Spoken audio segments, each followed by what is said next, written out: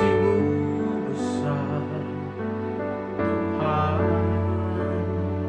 Kau pulihkan hidupku.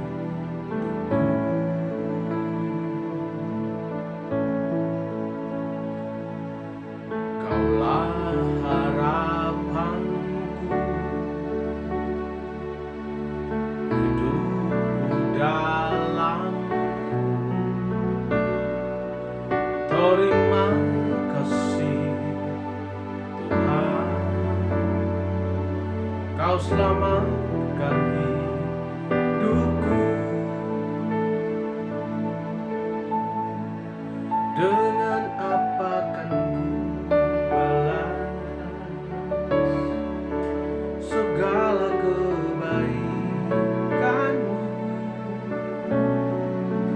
Segenap hatiku menyembah-Mu, Yesus.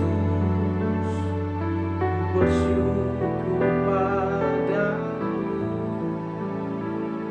selamanya.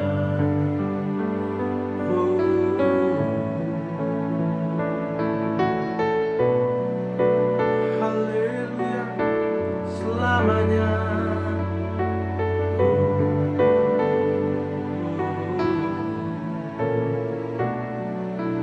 Terima kasih Tuhan Yesus.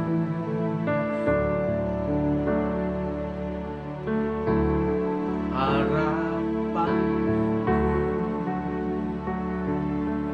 hidupku dalam. Terima kasih Tuhan, Kau selamatkan hidupku. Dengan apa kan ku balas segala kebaikan-Mu? Segenap hatiku menyembah-Mu, Yesus. Ku bersyukur padamu. Dengan apa kan ku balas segala kebaikan-Mu? Segenap hatiku menyembah-Mu, Yesus. Ku bersyukur padamu selamanya.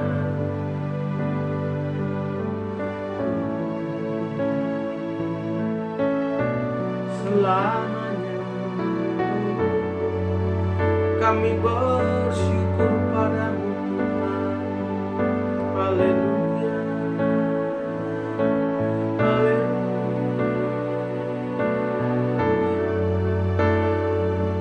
selamanya. Oh,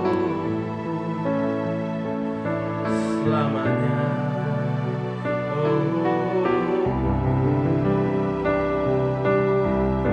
Selamanya. Selamanya.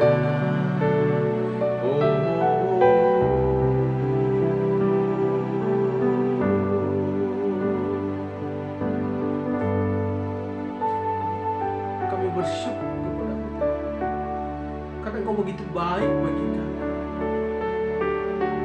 Tidak ada yang bisa kami balas selain ucapan bibir mulut kami yang mengagungkan nama-Mu, Bapa. Terima kasih Tuhan Yesus. Engkau sungguh baik bagi kami. Terima kasih Yesus. Dengan apa kan ku balas segala kebaikan?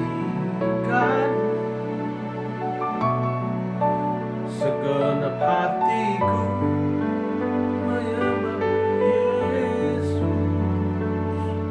Ku bersyukur padamu. Dengan akan ku balas segala kebaikan-Mu. Segenap hatiku menyembah-Mu, Yesus.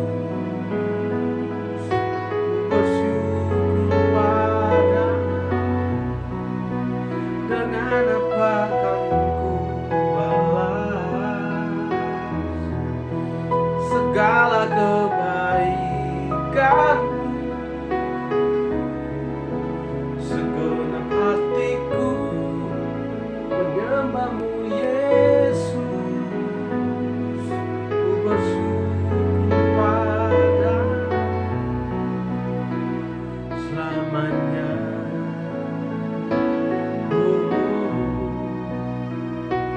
Selamanya.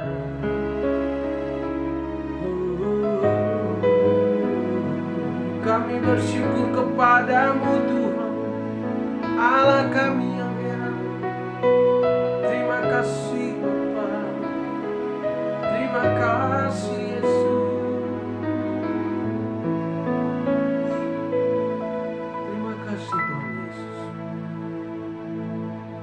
terima kasih Bapa yang baik. Kami percaya bahwa Engkau sanggup melakukan segala yang mustahil bagi kami. Kuatkanlah hatiku,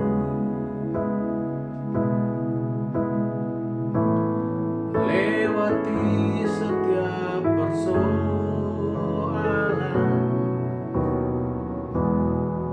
Tuhan Yesus selalu menopangmu. Jangan berhenti harap padanya. Tuhan pasti sanggup. Tangannya takkan terlambat mengangkatmu. Tuhan pasti sanggup. Percayalah, Dia tak tinggalkanmu. Yesus, haleluya Yesus. Terima kasih Tuhan.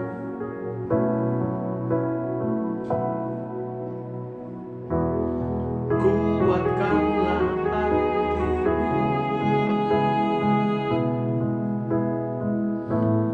lewat setiap persoalan. Tuhan Yesus selalu menopangmu. Jangan berhenti harap padanya. Tuhan pasti sanggup. Tangannya takkan terlambat mengangkatmu.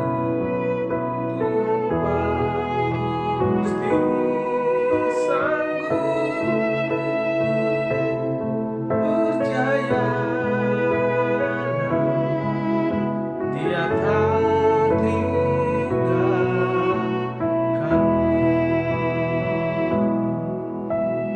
Percayalah, Dia tak tinggal.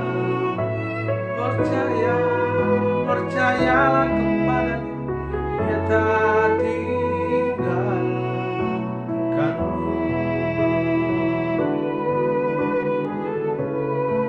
Haleluya. Kami terima kasih Tuhan Yesus untuk kesempatan yang indah ini. Kini kami akan membaca kebenaran firman-Mu. Kami buka hati dan kami minta Tuhan tolong kami untuk memahami isi hati-Mu. Dalam nama Yesus kami berdoa kepada Allah dalam kerajaan surga. Haleluya. Amin. Tuhan, Bapak Ibu Saudara yang dikasihi oleh Tuhan kita Yesus Kristus, kita akan belajar dari kitab Amsal pasal 19 ayatnya yang ke-11. Saya akan bacakan bagi kita semua. Beginilah firman Tuhan. Akal budi membuat seseorang panjang sabar, dan orang itu dipuji karena memaafkan pelanggaran. Demikianlah firman Tuhan. Yang berbahagia kita adalah kita yang membaca, merenungkan, serta melakukan firman Tuhan. Saya beri judul renungan ini adalah memulihkan hubungan. Bapak Ibu yang dikasihi oleh Tuhan kita Yesus Kristus, apakah kita merasa bahwa pikiran kita larut dalam suatu hubungan tertentu karena hal itu begitu rusak dan menyakitkan? Maksudnya begini, apakah selama kita hidup kita terpojok, terintimidasi oleh hal-hal yang dulu pernah menyakiti kita? pernah mampir di hati dan pikiran kita, dan itu menyakitkan banget. Kalau itu masih ada di dalam hati dan pikiran, berarti kita sulit untuk semangat. Kita sulit untuk kembali hidup dengan penuh sukacita. Pikiran kita dirasuki oleh perbuatan-perbuatan masa lalu. Nah, ada kesalahan-kesalahan yang terjadi di antara kita dengan orang lain yang dapat mengganggu hubungan kita dengan Tuhan. Jadi, ketika kita masih dipengaruhi oleh hal-hal yang masuk dulu di hati dan pikiran kita, berarti hubungan kita diganggu. Hubungan dengan siapa? Hubungan dengan Tuhan. Loh, kok bisa? Kan saya berhubungan dengan orang itu.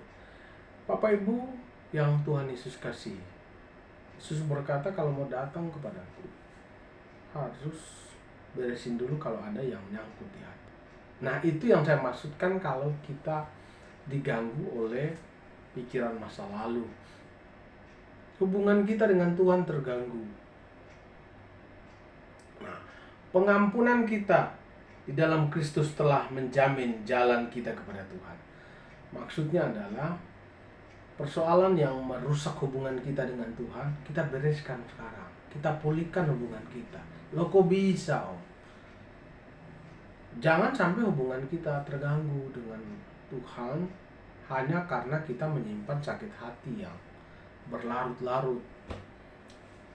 Minta ampun sama Tuhan. Lepaskan pengampunan untuk orang yang telah menyakiti kita.